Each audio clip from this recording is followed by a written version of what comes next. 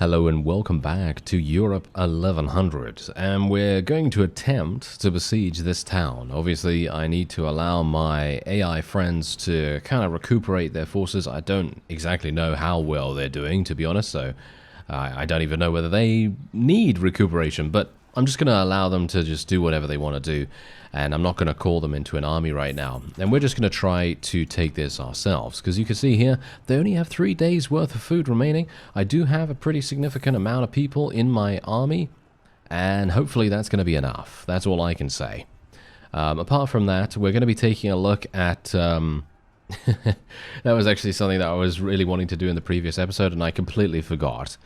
But yeah, we need to speak to Mengus. We need to actually see what is going on with him and why he's so strong.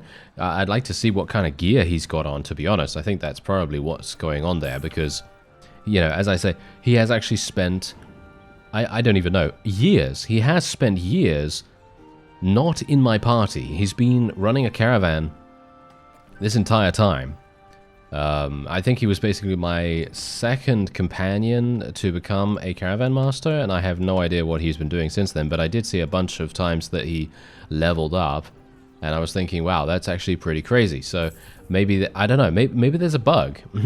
Maybe there's something going on there. I haven't actually taken a look at him just yet, because I wanted to wait until you were with me, so, you know, we can experience it together, but I'm actually a bit worried about it, to be honest. I'm actually thinking to myself, yeah, maybe there is going to be something up with it. Maybe there is going to be a bit of a bug or some other weird thing going on. Hopefully there isn't. It seems like, okay. I'm not entirely sure what's going on with my trebuchets right now. They seem to be absolutely useless. I don't know what's going on with them.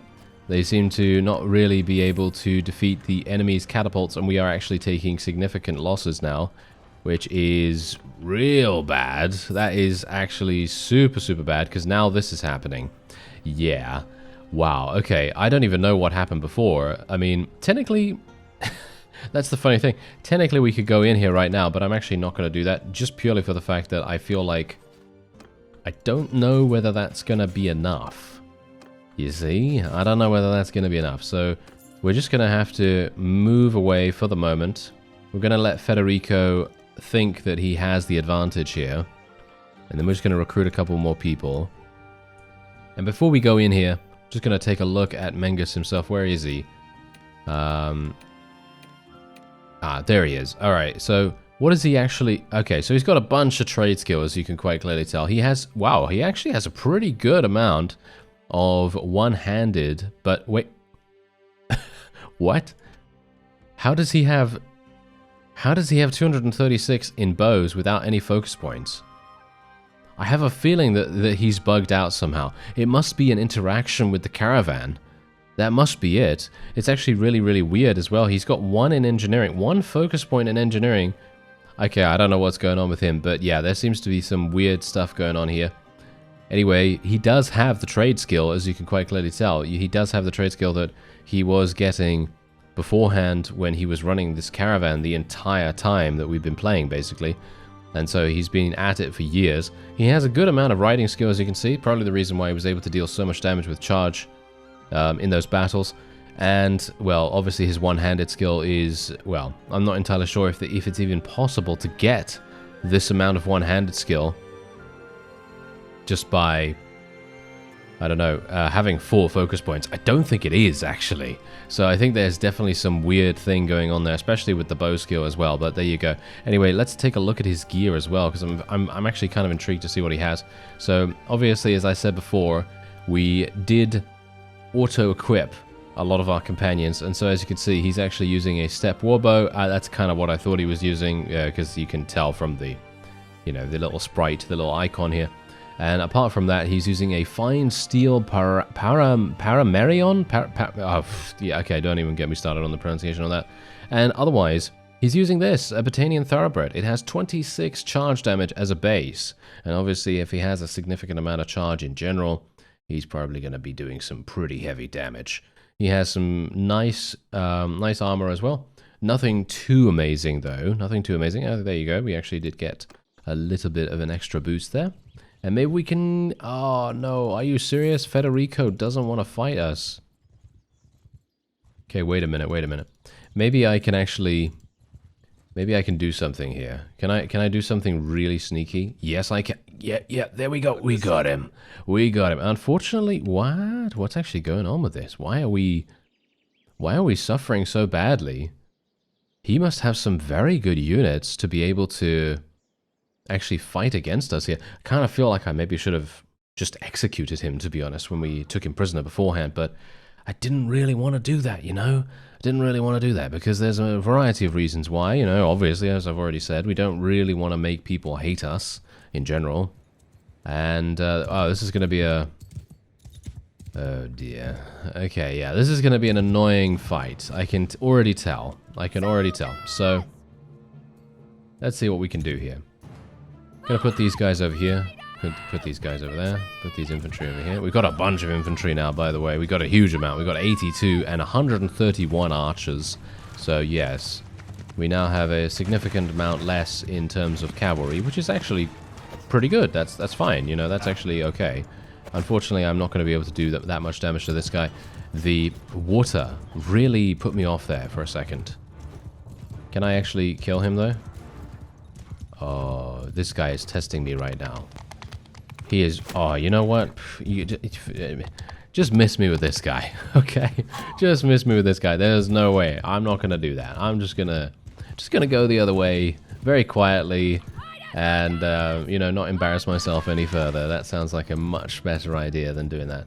Anyway, let me see what I can do here. I kind of wanted them to actually charge over.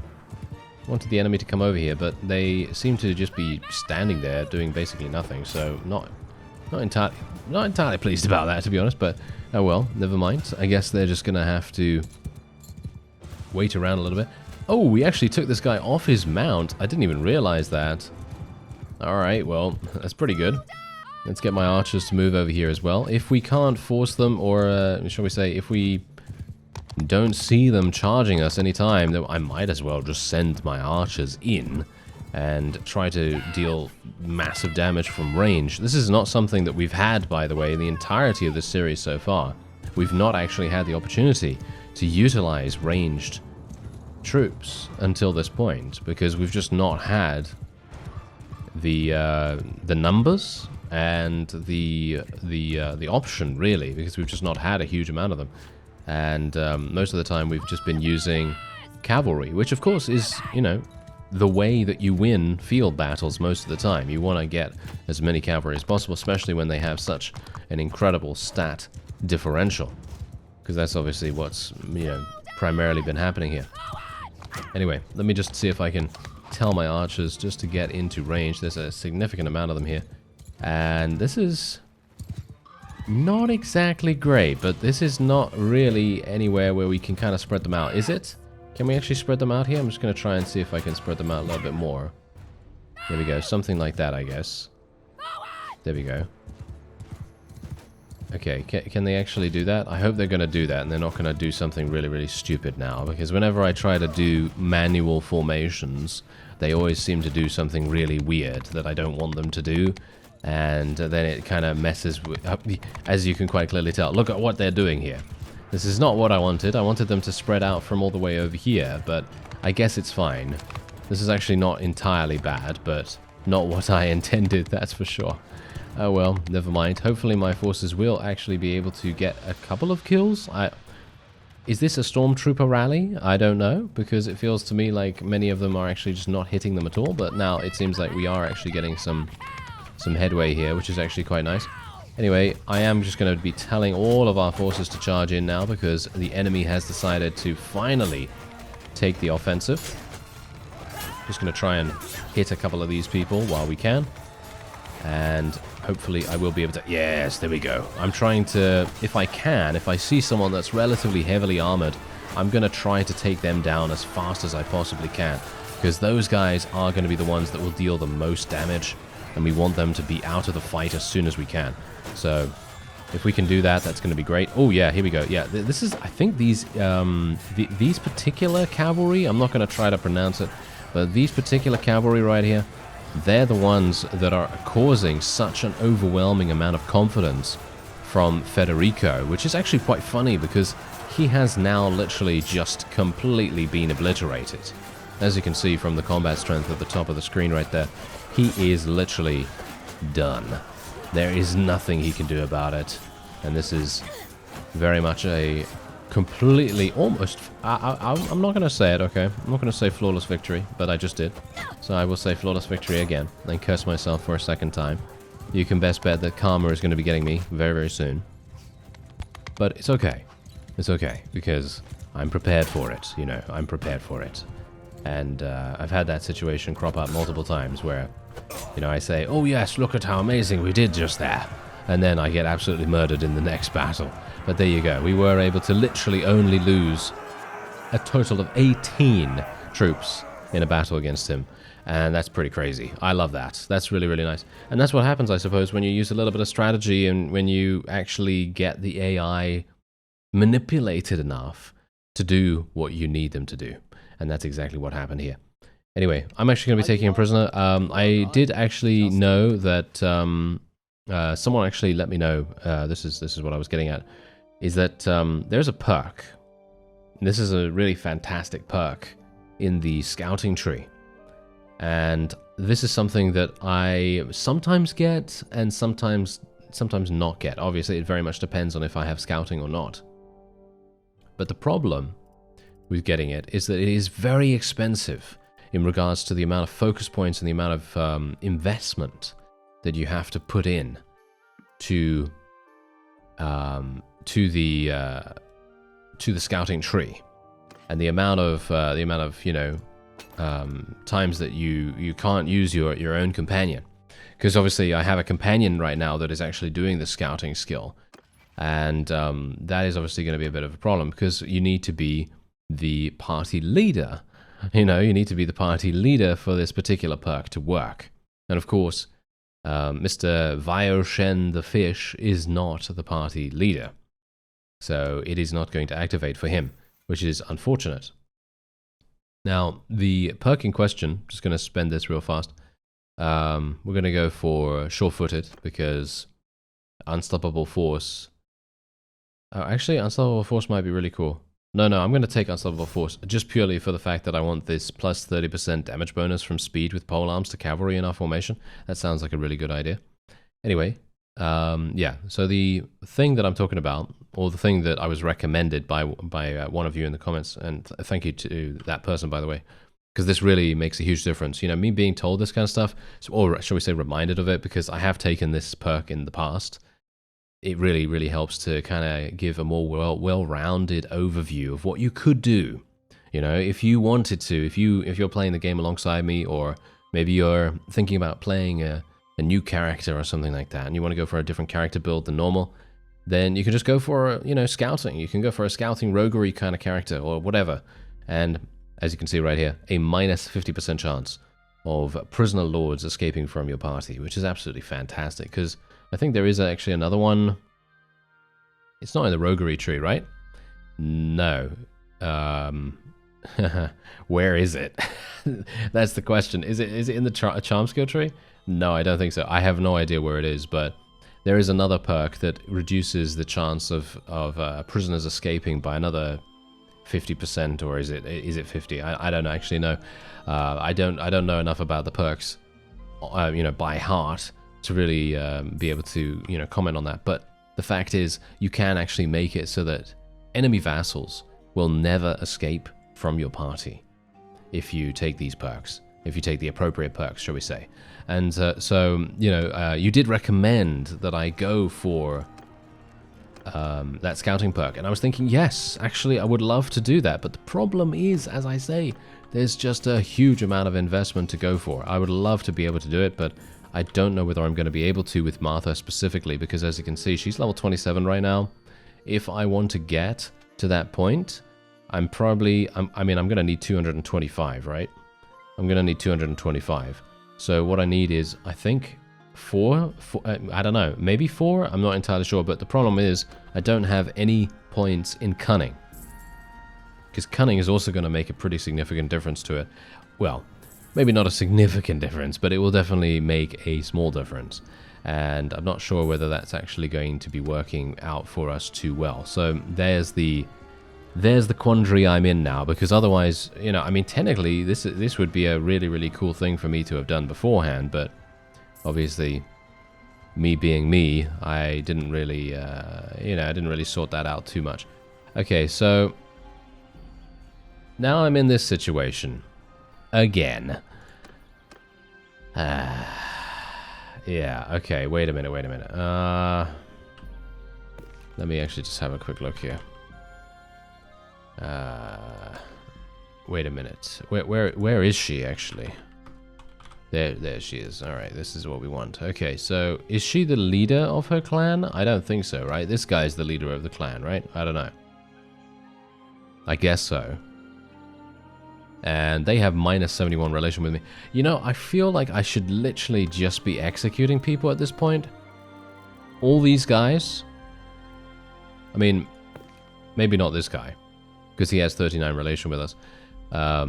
But he soon won't if we decide to, you know, actually kill everyone. Who is this, by the way? Ah, okay. So her husband was killed. And, oh, all right. Yeah, I think we're actually going to be executing her because her clan is done.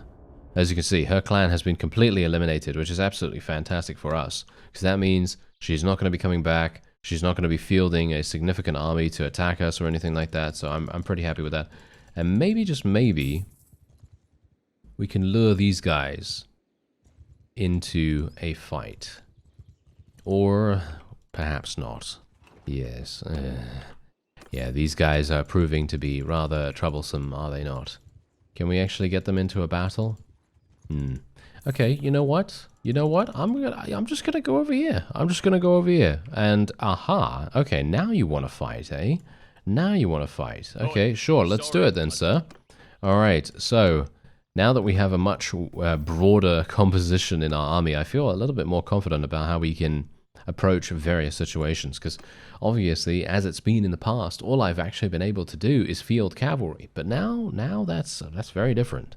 So I'm actually pretty happy about that, because now we're actually going to be able to get into the sort of meat of the game in regards to its battles, because we're then going to be able to perform slightly more complex actions. Obviously not, you know, the most strategic or tactical of actions, because it's me, but you know, quite a good amount. Anyway, let's just get my cavalry over onto the flanks, as you might expect. Let's get my archers over there. We're going to put them into a loose formation as well.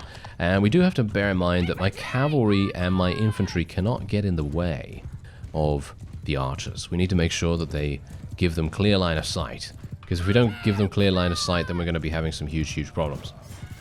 Alright, so these guys are actually getting charged, but that's absolutely fine. My archers are just going to... They should technically tear these guys apart, because we have a significant amount of them. I don't even know whether the enemy has that many.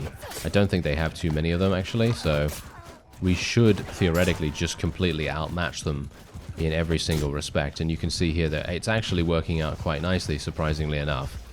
Let me actually move these guys. They're way too much in the direct line of attack here. Definitely don't want them to be there. And maybe we can use my thrown weapons a little bit. There we go. Nice little hit right there. And we can get maybe a couple more... What was that throw? Okay, that was a pretty terrible one. You know, this is the reason why, if you're gonna actually create a throwing-based character, you really do need to make sure that you level it up early. You know, and I'm talking early. You know, like when you're just starting off getting into vassal battles and things like that, you really want to make sure that your throwing skill is up to scratch. Because if not, you're going to have this situation right now where I am literally going into a battle, and while I might be able to get a couple of kills here and there with some random hits, the majority of the time I'm going to be getting things like 60 damage. And with a thrown weapon, especially a thrown weapon that does 100 damage or something like that on average, or should be doing 100 damage on average, you're not going to be very pleased with getting 2-shot kills. And that's one of the main bugbears that I have when it comes to playing with a different character after your initial one dies, obviously, because then you're going to try to use whatever ranged solution they might have available with their stats, because obviously their stats are going to be, you know, very different from how your original character was. And so, you know, for example, let's say that Martha didn't have thrown skill, and let's say she had crossbow skill, and my original character had, I don't know, bows. It doesn't really matter what. But let's say my original character had, I don't know, 250 in bows or something. And then all of a sudden we're playing with a character that has the highest range skill, 80. You know, crossbow 80 or something like that. And then as a result, the accuracy is just going to be night and day.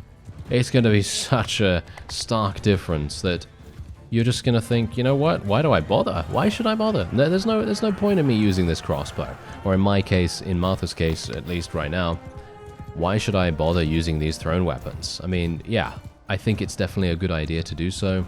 If you need a ranged solution, yeah, I think it's okay. But because I only have 113 and it's highly unlikely that I'm actually going to be able to do anything with it, it's I don't know. It's a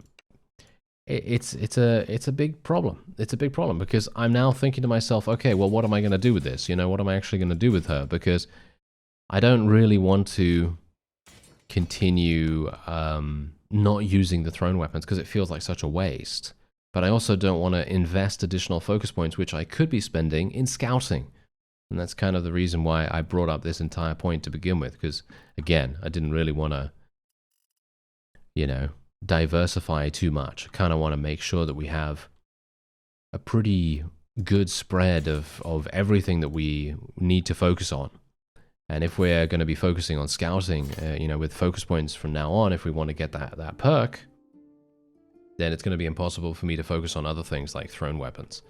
But thinking about thrown weapons right now, I mean, I have two focus points in this thing. I mean, it's not even worth me using, is it? No, I don't think so. I mean, the only time it could be possibly worth using my thrown weapons is maybe in a siege or something like that. If I have a pesky archer or something that's quite far away, maybe I could, you know, from medium range at least, maybe I could try and take it out. But that is pretty much the only use case I can really think of. And scouting, as you can see, obviously it's going to be pretty useless actually for me, because I, well, have a companion that has 200 and something in it, and if I'm not using that, then, well, yeah, I don't know. If I'm not using him, then that's again another thing that I'm kind of shooting myself in the foot with. So it's a bit, I don't know, it's a bit of an issue.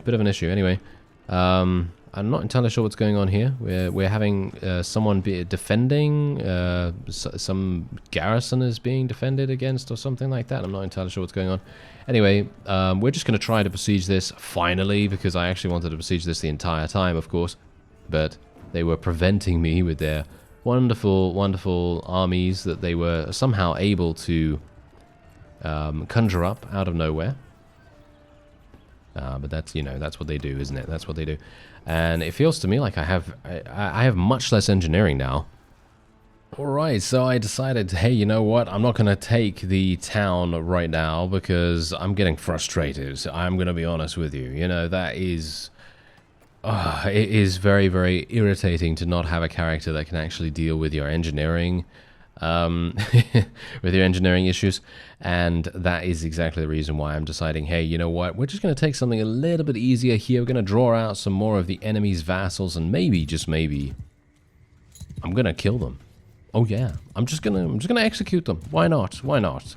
Because at this point in time, I'm thinking to myself, you know what, maybe I just want to make it a little bit simpler on myself, instead of just making it, you know, more difficult, because as it stands, if, you know, obviously if you know this, then you know this, then if you execute people, it inevitably makes conquering that faction easier, because then you don't have to worry about so many enemies attempting to attack you all the time, you know, armies coming back and just eventually whittling you down super, super, super much. So yeah, that kind of thing can be very, very lucrative. So maybe I'm thinking, you know what, maybe we should just do that. Maybe we should just do that. I'm not sure. I'm not sure just yet whether we will, because I don't really want to ruin all my reputation with these factions. But the thing is, I'm kind of, I'm kind of thinking that maybe we've already ruined it, because we defected and everything. So the only person that kind of likes us is Roger Borza, and I'm thinking to myself, well, maybe we can, I don't know, maybe we can still try to persuade him to join us, but highly unlikely. I mean, let's face it, I feel like it is quite unlikely that he's going to join us in general. So yeah, that's obviously neither here nor there, I suppose. But yeah, as I say, it's probably a better idea for me to just bite off what I can actually chew at the moment, rather than gorging myself on the town.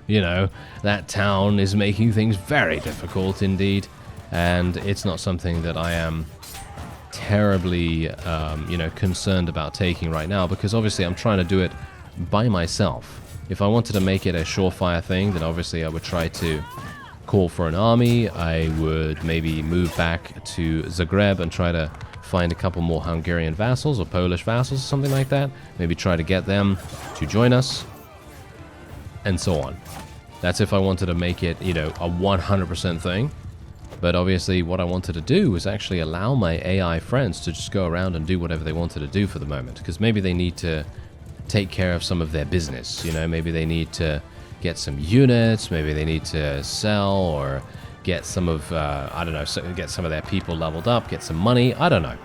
Any number of things. I don't know how that really works in the game, because maybe the AI just magically gets money, I don't know. Anyway, the point is, we just gained 50 renown, which is actually a significant portion here. And now we can actually say, oh, we're going to take her prisoner, or we're going to let her go. What do we want to do? Going to let her go, I guess. We'll take her prisoner. We'll take him prisoner. And there we go. We're actually rescuing some people as well. This was actually the army that was running around. And there we go. Look at this. We've actually increased our relation by such a significant amount that we have 275 in charm. And look at all of my troops. This is absolute insanity right here. Okay. Well, you know what that means, don't you? Yeah, you know what that means. Okay. Well, this is easy enough, isn't it? Yes. That means I'm going to be creating a party with Mengus. Mengus is going to be our first party member, I guess. I mean, technically, I could make him into a vassal straight away, but the problem with making him into a vassal is that I have to give him one of my fiefs, and I actually planned to give him the castle that I had ownership of, but now that is no longer under my control, as you might expect. Of course it isn't. So yes, anyway, Mengus, he's going to be our new party leader, and we're just going to be giving him a bunch of my troops here. So let's do that. Just going to give him a bunch of these tier 2s, even though I don't really want to give him tier 2s or anything, but he is just going to be in my army anyway, so it's not really that big a deal. And there we go. He has 130 already, which is very nice indeed. And now we can call him into my army for free. There's Gug as well, if we want to get Gug too. Maybe we do, maybe we don't, but yeah, there you go. So now we have 372, and now we can actually try to take this castle. But what I'm actually going to do is I'm going to end this episode off here. I'll take the castle off screen, and then we'll maybe take this one together next time. And otherwise, apart from that, we still want to take this, of course, but we're going to have to approach this in a much larger party, and maybe once my AI friends get back on their get back on their feet after being freed, then maybe they'll be able to help me out. Anyway, that's it for this episode. I thank you very much for watching, and I'll see you next time.